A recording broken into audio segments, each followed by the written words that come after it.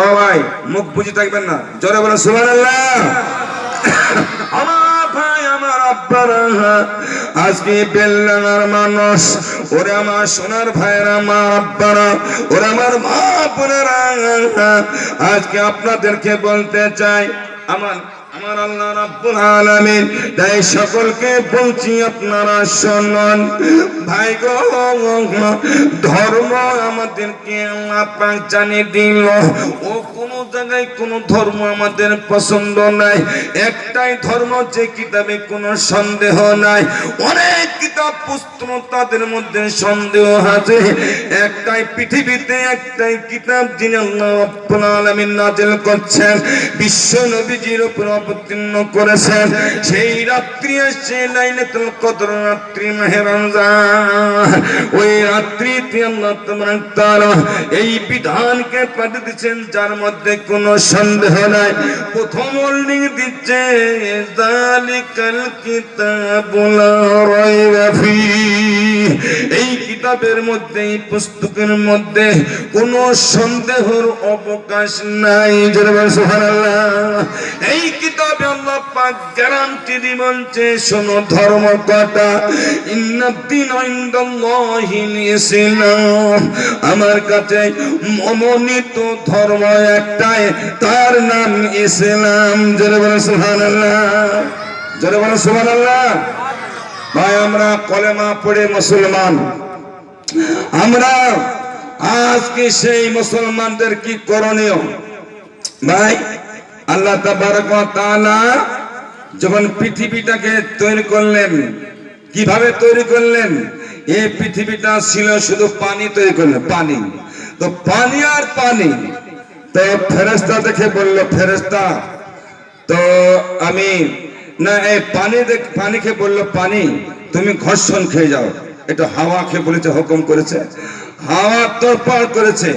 দেখবেন কোন হাওয়া যদি চলে, একটা ধাপাড়ে একটা কিনারায় যদি ধাক্কা লাগে, দেখবেন ধাক্কা লাগতে লাগতে একটা ফানা হয়, ওই ফানা হয়ে যায়। তো ওই ঘর্ষণ খেতে খেতে একটা ফানা হয়ে গেল, দিয়ে এইরকম উঁচু হয়ে গেছে, সেই উঁচুটা তখন মাটিতে পরিণত হয়ে গেল। জোরে বলেন সুবহানাল্লাহ। মাটি হয়ে গেল। মাটি কিন্তু এইভাবে লড়ি বেড়াচ্ছে নৌকার মতন। আমরা যেখানে বসে আছি, এই মাটি দেখেন খুঁড়ি টেবল পুঁততে যান, দেখবেন পানি পাবে, আমরা সে পানির উপরে ভাসছি। তাহলে এমনকি দাঁড়িয়ে আছে কি করি? তো থরথর করে কাঁপবার দরকার, কাঁপবে না। কুরআন বলছে, বললো কোন নৌকার কাঠ যদি নড়িয়ে যায়, একটা পেরেক মেঘ দিলে আর নড়ে না।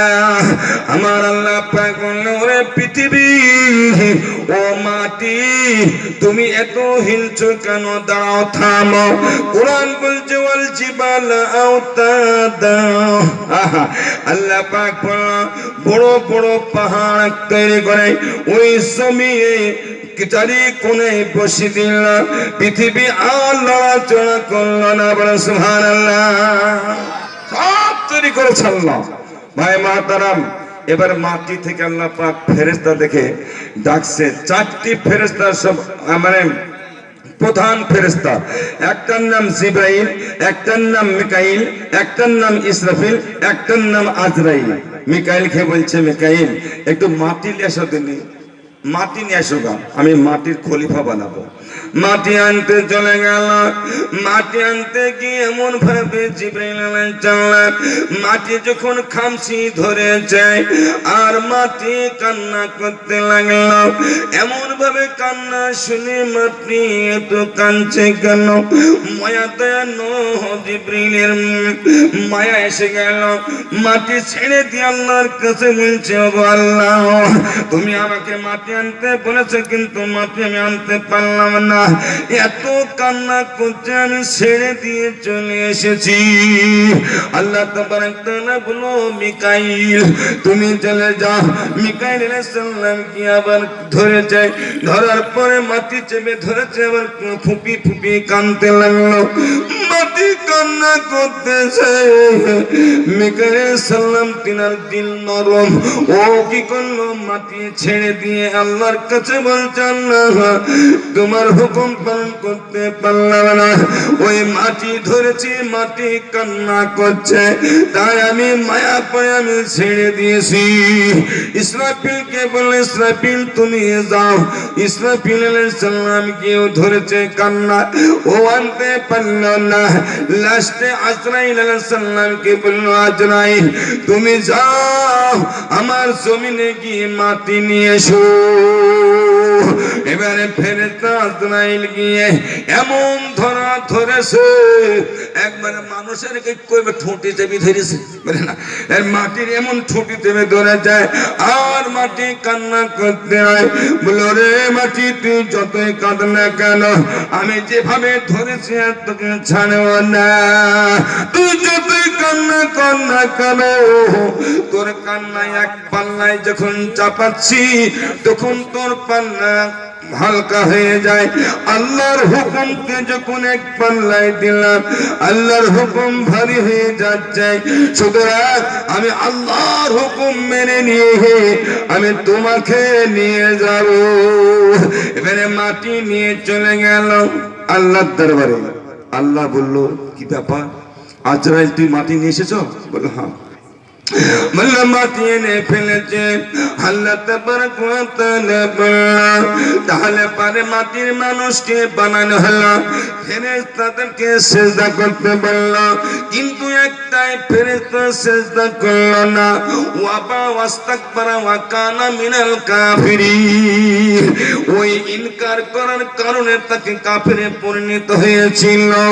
ওরে আমার ভাই, ওরে আমার আব্বা, আল্লাহ পাক পরওয়ারদিগার এই মাটির মানুষ তৈরি কেন করলেন, কি জন্য তৈরি করেছে ভাই? আমার আল্লাহ কোরআনে ঘোষণা দিল ওয়ামা খালাকতুল জিন্না ওয়াল ইনসা ইল্লা লিয়াবুদুন, আমার উপাসনা করবে, আমার গোলামি করবে, আমার দাসত্ব করবে, আমার কাছে মাথা নত করবে।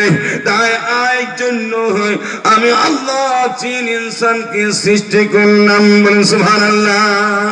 তাই সিজদা করব কোথায়, সিজদা লাগাবো কোন জায়গায়? যে জায়গাটার নাম মসজিদ, ওই মসজিদে মাথা নুড়ে নুড়ে মাথা ঘুষে ঘুষে আল্লাহকে যখন আমরা ডাকবো তারপরে আল্লাহ পাকের কাছে যা চাবে তাই আল্লাহ দিবে। বলেন সুবহানাল্লাহ। যারা বলেন সুবহানাল্লাহ। ও ভাই, আজকে আমরা যারা এলাকায় বাস করি, ও সুবহানাল্লাহ, মসজিদে নামাজ পড়তে আসিনি মসজিদে, হ্যাঁ, মসজিদ বড় কাঙ্গাল মুসল্লি নাই ঘরে, মসজিদ বড় কাঙ্গাল মুসল্লি নাই ঘরে, আর কোরআন বড় কাঙ্গাল কেহ নাহি পড়ে। সব মা বোনেরা চালের বাচ্চাকে থুইতেছে, দেখেন না, কোরআন শরীফ পড়ছে না, একদিনও ঝাড়েও নেই, সব সময় মোবাইল নিয়ে বসে আছে, শপিং দেখবে না কিছু দেখবে, বাস মোবাইল মোবাইল মোবাইল। হ্যাঁ, ও মসজিদ বড় কাঙ্গাল মুসল্লি নাই ঘরে, রমজানের চাঁদ উঠি মসজিদ গেল ভরে। বলে সুবহানাল্লাহ। কোরআন বড় কাঙ্গাল কেহ নাহি পড়ে, রমজানের চাঁদ উঠি পড়ে ঘরে ঘরে। এমন সুন্দর এমন রহমতের মাস আসছে রে মা, ওরা আমার বোনেরা, ওরা আমার ভাই আব্বারা, আল্লাহর ইবাদত, আল্লাহর গুণগান, আল্লাহর আনুগত্য, আল্লাহর দাসত্ব আমরা করবো। জোরে বলেন ইনশাআল্লাহ। জোরে বলেন ইনশাআল্লাহ। ভাই, আজকে এখানে যারা মুসলমান খুব দামি, দেখবেন যে গোলাতে ধান থাকে সেই চারিদিকে ইঁদুর ঘরে। কিসের জন্য ইঁদুর ঘরে বলুন? ইঁদুর ঘরে কেন? ও মাল আছে, ইঁদুর জানে যেখানে কিছু আছে। তো সারা বিশ্বে যত রকমের অন্য ধর্ম লোক আছে না কেন, এই মুসলমানদের পিছনে পিছনে ঘুরছে, বলে ঈদের কাছে মাল আছে। বলে কি মাল? সেই মালটার নাম হচ্ছে ঈমান। যারা বলেন সুবহানাল্লাহ বলেন। ঈমান নষ্ট করে দেওয়ার জন্য, মসজিদ ধ্বংস করে দেওয়ার জন্য, মসজিদকে ভেঙে সাফ করে দেওয়ার জন্য অনেক তারা উঠে পড়ে লেগেছে। বাবরি মসজিদ দখল করো, ও কাটরার মসজিদ শেষ করো, জেনে রেখে দেন মুসলমান যতদিন থাকবে এ পৃথিবী আছে, মুসলমান নয় পৃথিবীও নাই। কাদের জন্য আজকে পৃথিবীটা বেঁচে আছে? কাদের জন্য এই পৃথিবীটা আছে বলুন? আমার ভাই, একমাত্র সলিমউদ্দিন করিমউদ্দিন আব্দুল জব্বার আব্দুল গাফফার এই ইমানদার আছে বেঁচে, এই পৃথিবীটাও বেঁচে আছে। ইমানদার থাকবে না, পৃথিবীটাও থাকবে না, শেষ ধূলিসাৎ হয়ে যাবে। আজকে আমাদের দুটো মুখে ভাত জুটছে কাদের জন্য? আমার ভাই মহতারাম বলছে ভারত ছাড়ো না হয় কোরআন ছাড়ো। মুসলমান দেখে বলছে তোমরা ভারত ছাড়ো না হয় কোরআন ছাড়ো। কেন বলবে? তারা জানে ইতিহাস, ইতিহাস জানে কেমন করে। সেই জন্য ভারত ছাড়ো কোরআন ছাড়ো কেন আমরা বলি? চিন্তা করি দেখলাম না গোড়ার কথা তুলি। এই ভারতকে স্বাধীনতা করতে গিয়ে, এই ভারত স্বাধীনতা গিয়ে এই আলেম উলামারা প্রাণ দিয়েছে।